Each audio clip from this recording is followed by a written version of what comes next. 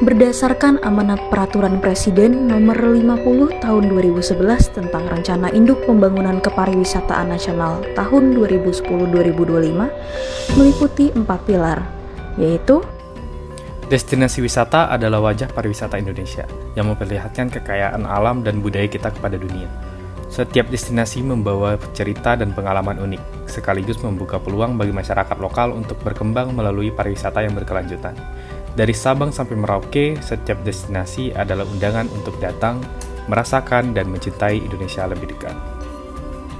Area yang perlu diatur pada destinasi pariwisata yaitu tata kelola destinasi pariwisata, perwilayahan, atraksi wisata, aksesibilitas dan amenitas pariwisata, masyarakat, destinasi pariwisata berkelanjutan, dan destinasi pariwisata tangguh.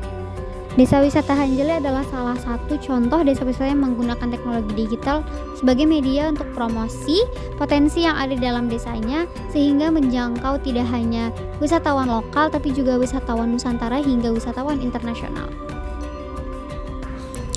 Video ini membahas mengenai strategi pemasaran oleh Kementerian Pariwisata melalui BAS, yaitu branding, advertising, dan selling yang dicanangkan oleh Presiden Jokowi pada 2019 dengan tujuan mendatangkan wisatawan sebanyak 20 juta dari mancanegara. Branding sendiri bertujuan mengenalkan Wonderful Indonesia sebagai merek yang merepresentasikan Indonesia dengan memasang logo Wonderful Indonesia di transportasi publik mancanegara.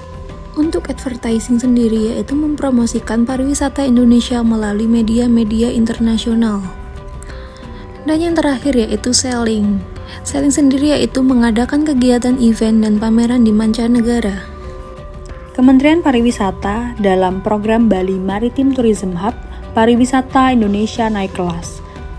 Hal tersebut merupakan strategi dan sinergi pemerintah dalam mendorong BMTH sebagai bagian dari upaya menciptakan quality dan sustainable tourism dengan dukungan kepada BUMN, sektor swasta, dan pemerintah daerah untuk mempercepat pembangunan dan promosi fasilitas baru tersebut. Kementerian Pariwisata sudah menggandeng Perhimpunan Hotel dan Resort Indonesia untuk memberikan insentif yang menarik seperti promo paket wisata hingga 80% menjelang HUT RI yang ke-80.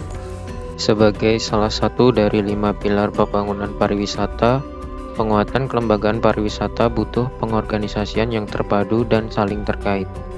Selain itu, diperlukan lembaga yang memiliki tugas, pokok, dan fungsi dalam memimpin dan mengorganisasikan pembangunan kepariwisataan di tingkat nasional, serta memperkuat keberadaan dan hubungan antar kelembagaan ataupun organisasi di bidang destinasi pariwisata, pemasaran, dan industri pariwisata. Di dalam kebijakan pembangunan kelembagaan pariwisata disebutkan juga pembangunan sumber daya manusia pariwisata. Dalam pembangunan SDM pariwisata, sertifikasi kompetensi di bidang pariwisata sangat penting, yaitu berfungsi sebagai sarana untuk memberikan pengakuan terhadap kompetensi yang dimiliki tenaga kerja.